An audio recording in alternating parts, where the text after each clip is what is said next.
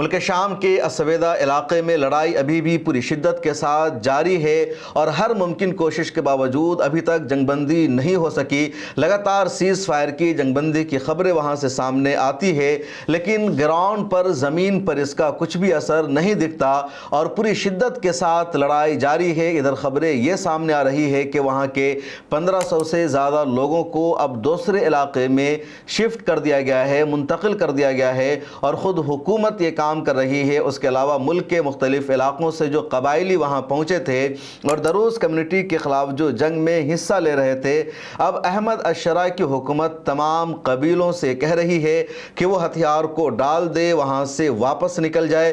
پھر ایک معاہدہ ہوا ہے اور اس کی تفصیل بھی سامنے آئی ہے، اور اس وقت جب میں یہ خبریں آپ کو بتا رہا ہوں تاریخ ہے 22 جولائی، تو 22 جولائی تک بھی وہاں سیز فائر نہیں ہو سکا ہے، جنگ بندی نہیں ہو سکی ہے، لڑائی جاری ہے۔ ادھر یہ خبر سامنے آئی ہے کہ اسرائیل کی طرف سے لگاتار دروز کمیونٹی کو سپورٹ کیا جا رہا ہے، انہیں ہتھیار دیا جا رہا ہے۔ سوشل میڈیا پر ایک ویڈیو وائرل ہوئی ہے اور اس ویڈیو کو عرب میڈیا نے کنفرم بھی کر دیا۔ دراصل ویڈیو میں یہ دیکھا جا رہا ہے کہ اسرائیل کا جو ہیلی کاپٹر ہے وہ نیچے کچھ سامان کو گرا رہا ہے اور دروز کمیونٹی کا علاقہ ہے السویدہ میں، اور جو اس کی سچائی سامنے آئی ہے وہ یہ کہ اسرائیل ہیلی کاپٹر سے جنگی ساز و سامان پہنچا رہا ہے دروز کمیونٹی کو، انہیں بندوق دے رہا ہے، انہیں بم دے رہا ہے، انہیں ہر طرح کے آلات سے مسلح کر رہا ہے۔ دوسری طرف اسرائیل کی طرف سے ایئر اسٹرائک بھی جاری ہے، لگاتار حملے ہو رہے ہیں، فائٹر پلینوں کا استعمال کیا جا رہا ہے۔ ادھر اسرائیل نے انہیں چھوٹے موٹے اوزار اور ہتھیار بھی پہنچانا شروع کر دیا ہے۔ دراصل ہوا یہ تھا کہ جیسے ہی دروز کمیونٹی نے شام کی موجودہ حکومت کے خلاف بغاوت کی، احمد الشرع کی سرکار کو ماننے سے انکار کر دیا، اسرائیل کے ساتھ اپنی مکمل رضامندی کا اظہار کیا، اس کے بعد احمد الشرع نے اپنی آرمی کو وہاں بھیج دیا اور اپنی آرمی کو کہا کہ تم دروز کمیونٹی کے کنٹرول سے السویدہ کو آزاد کرو، اس علاقے کا کنٹرول بھی خالی کرو، لیکن دروز کمیونٹی نے ماننے سے انکار کر دیا۔ اسرائیل سے فوراً مدد مانگی اور اسرائیل نے اپنے فائٹر پلین سے شام پر حملہ کرنا شروع کر دیا اور 13 جولائی سے ہی یہ معاملہ چل رہا ہے۔ ابھی تک اس کا کوئی رزلٹ سامنے نہیں آ سکا۔ احمد الشرع کو امید یہ تھی کہ سعودی عرب، قطر اور امریکہ کی جد و جہد اور کوششوں سے اسرائیل دمشق پر حملہ نہیں کرے گا، بنجامن نتنیاہو امریکہ کی بات کو مان لے گا، لیکن ایسا نہیں ہو سکا۔ ابھی تک حملہ لگاتار جاری ہے۔ اس کے بعد جب لگاتار دروز السویدہ کے علاقے میں دروز کمیونٹی کے علاقوں کے حملوں کا شکار وہاں کے مسلمان ہو رہے تھے، قبائلی ہو رہے تھے، تو در در کی ٹھوکریں کھا رہے تھے، علاقہ کو خالی کر رہے تھے، بہت سارے نے ہجرت کرنا شروع کر دیا۔ اس کے بعد مختلف جو قبائل ہیں ملک شام کے، انہوں نے دروز کمیونٹی کے خلاف جنگ لڑنے کا، جہاد کرنے کا اعلان کر دیا۔ قبیلہ در قبیلہ وہاں پہنچنے لگا اور ان لوگوں نے اپنے قبائل کا ساتھ دیا، دروز کمیونٹی پر مختلف ہتھیاروں سے حملہ کیا۔ سوشل میڈیا پر دیکھا گیا کہ لوگ ٹرک میں بھر کر جا رہے ہیں، مختلف گاڑیوں سے جا رہے ہیں، دروز کمیونٹی کو پیچھے ہٹنے پر مجبور کر رہے ہیں۔ اور جب زمینی لڑائی میں گراؤنڈ جو آپریشن وہاں شروع ہوا، اس میں دروز کمیونٹی مقابلہ نہیں کر سکی عرب کے قبیلوں کا، شامی لوگوں کا، تو اسرائیل نے انہیں وہاں ہتھیار پہنچانا شروع کر دیا، دوسری طرح کی مدد کی۔ اس کے بعد اب خبر یہ سامنے آ رہی ہے کہ احمد الشرع کو ایک بار پھر دباؤ میں آنا پڑا ہے، جھکنا پڑا ہے۔ احمد الشرع نے تمام قبائل کے جنگجو سے کہا کہ آپ اس علاقہ کو خالی کر دیں، واپس لوٹ جائیں۔ اس کے علاوہ تقریباً 1500 سے زیادہ لوگوں کو السویدہ سے درا کے علاقے میں حکومت نے منتقل کر دیا ہے اور کہا یہ جا رہا ہے کہ جیسے ہی السویدہ کے حالات پرامن ہو جائیں گے، ٹھیک ٹھاک ہو جائیں گے، دوبارہ انہیں ان کے گھروں میں واپس لوٹا دیا جائے گا، لیکن اس کے امکانات دور دور تک نظر نہیں آ رہے ہیں۔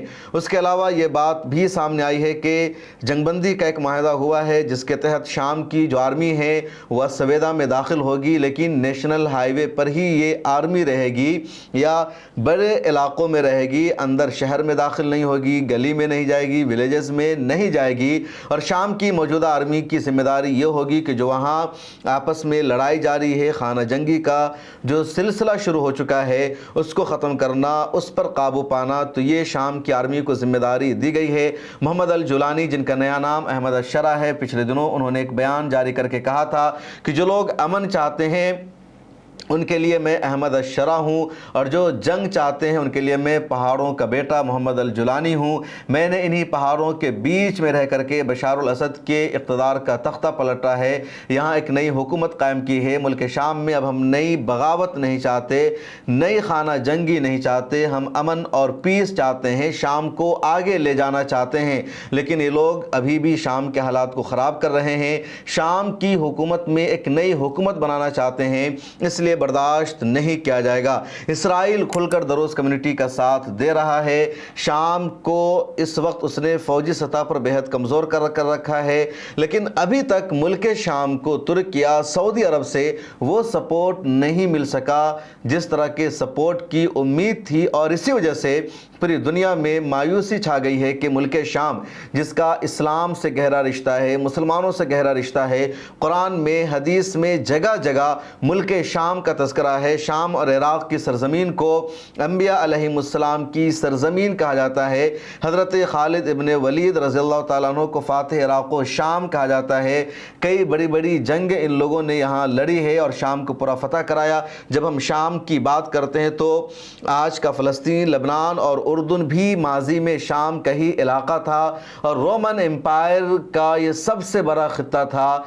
और सहाबा कराम के ज़माने में, कह लीजिए खिलाफत राशिदा के ज़माने में ही रोमन एम्पायर का ये पूरा इलाक़ा खिलाफत राशिदा का हिस्सा बन गया, और उस वक्त से यहाँ मुसलमानों की हुकूमत है।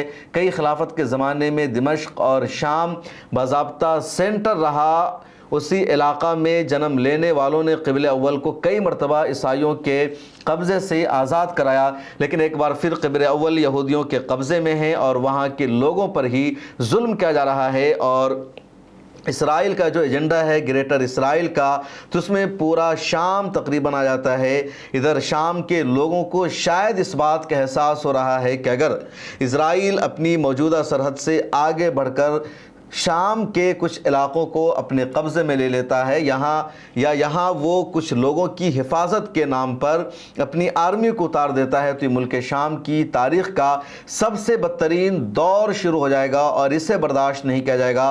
कुछ लोग ये नारा लगा रहे हैं कि हम सलाहुद्दीन अय्यूबी के औलाद हैं। सलाहुद्दीन अय्यूबी ने शाम और मिस्र पर हुकूमत की थी और फिर बैतुल मक़दिस को, फ़लस्तीन को आज़ाद कराया था। हम उनकी औलाद हैं, हम उनके पैरोकार हैं।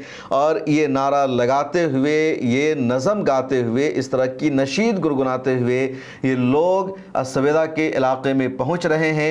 अब देखना यह है कि अगले चंद दिनों में यहाँ खाना जंगी रुक पाती है, लड़ाई रुक जाएगी या नहीं रुक जाएगी। आज से 2 दिन पहले एक वीडियो में मैंने बताया था कि शाम के सदारती महल से बाज़ाब्ता ऐलान हुआ है, फौरी तौर पर जंग रोक दी जाए, जितने कबाइल आए हैं वो सब वापस लौट जाए। उसके बाद अहमद अशरा ने अपना बयान जारी किया, लेकिन ग्राउंड पर, ज़मीन पर उसका कुछ भी असर नहीं दिखा।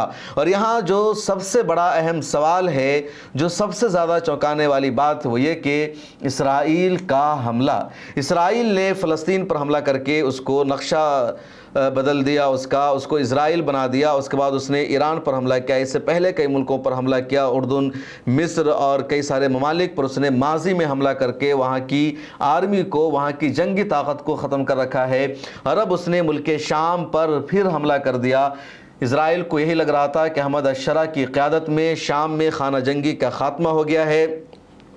दाइश और ISI ने मुल्क शाम को कई टुकड़े में जो तकसीम कर दिया था, अब वो नाकाम हो गया है और शाम को लगातार मुत्तहिद किया जा रहा है, यूनाइट किया जा रहा है। और अगर शाम पूरा यूनाइट हो जाता है, मुत्तहिद हो जाता है, यहाँ की आपसी लड़ाई ख़त्म हो जाती है, और जैसे इनकी आपस की लड़ाई ख़त्म होगी तो यकीनी तौर पर फिर ये हमारे ख़िलाफ़ मुत्तहिद हो जाएंगे, हम पर हमला कर सकते हैं, ये हमारे लिए एक थ्रेट बन जाएगा। ये हमास का साथ देने लगेंगे, ये वेस्ट बैंक का और फ़लस्तीनियों का साथ देने लगेंगे। इसलिए इनको मजबूत होने से पहले ही कमज़ोर कर दो। चुनांचे इसराइल का लगातार शाम के आर्मी ठिकानों पर हमला जारी रहा, और इस वक्त जो शाम की आर्मी ताकत है तकरीबन 10% है, जो किसी कमज़ोर मुल्क से भी ज़्यादा ख़राब सिचुएशन है।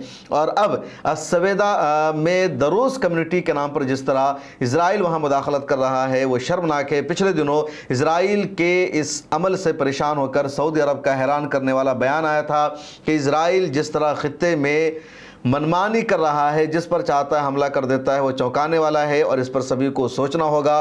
तुर्की के सदर का भी सख्त बयान आया था, क्योंकि शाम की जंगी ताकत को ख़त्म कर देने का मतलब यह है, शाम के एयर स्पेस पर इज़राइल के कंट्रोल हो जाने का मतलब यह है कि इज़राइल आसानी से तुर्की और सऊदी अरब को अब निशाना बना सकता है, क्योंकि शाम का एयर स्पेस भी इज़राइल के कंट्रोल में है, इराक़ का एयर स्पेस भी इज़राइल के कंट्रोल में है।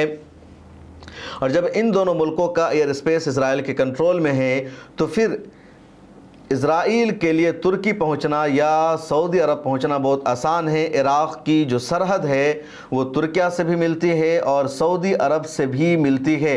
तुर्किया की सरहद सीरिया और इराक़ दोनों से मिलती है, जबकि सऊदी अरब की सरहद सिर्फ इराक़ से मिलती है। तो शाम फिर इराक़, शाम फिर इराक़ फिर सऊदी अरब, तो सऊदी अरब के लिए भी ख़तरे की घंटी बज चुकी है। और यही वजह है कि अब मुस्लिम ममालिक को शायद कुछ एहसास होने लगा है, लेकिन अब भी इनका ज़मीर जागेगा, इनकी गैरत जागेगी और इसराइल को ये पूरे मिडिल ईस्ट के लिए, पूरे मुस्लिम वर्ल्ड के लिए ख़तरा समझेंगे। इसके इम्कानात दूर दूर तक नज़र नहीं आ रहे हैं। आपको क्या लग रहा है कमेंट सेक्शन में लिखिए। फिर मुलाकात होगी। मिल्लत टाइम्स की मेंबरशिप ले लीजिए और इसी तरह हमारे साथ जुड़े रहिए। मिल्लत टाइम्स आपके लिए लेकर आया है सब्सक्रिप्शन प्रोग्राम। डिस्क्रिप्शन में मौजूद लिंक पर क्लिक करें या यहाँ दिया गया QR कोड स्कैन करें, जिसके बाद एक पेज खुलेगा जहां आप 99 रुपये का या कोई दूसरा प्लान चुन सकते हैं। फिर सब्सक्राइब नाउ पर क्लिक करें, उसके बाद अपना ईमेल, फ़ोन नंबर और नाम दर्ज करें और प्रोसीड पर जाएं। एक नया पेज खुलेगा जहां आपको अपना UPI ID डालना है। फिर फ़ोन पे, गूगल पे या पेटीएम पर जाएं और वहां जो नोटिफिकेशन आया है उसको ओके कर दें। बस आप बन जाएंगे मिल्लत टाइम्स के सब्सक्राइबर और खुसूसी मेंबर।